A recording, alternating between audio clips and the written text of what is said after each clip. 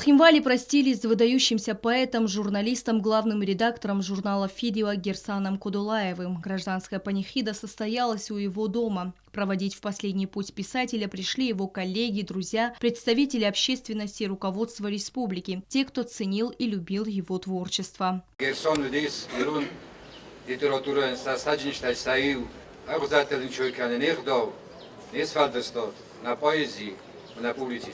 Герсана Кудулаева по праву можно назвать патриархом остинской литературы. Он много писал о родине и любви к Осетии.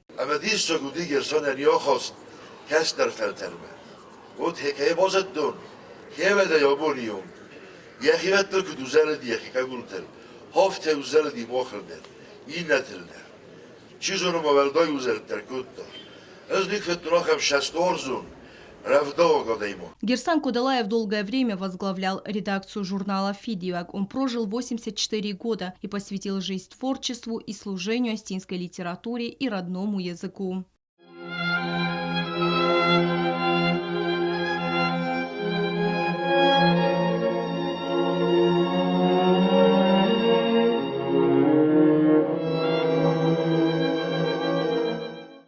Глава государства Анатолий Бибилов подчеркнул, что Герсан Кудулаев был одним из тех, кто боролся за сохранение остинского языка.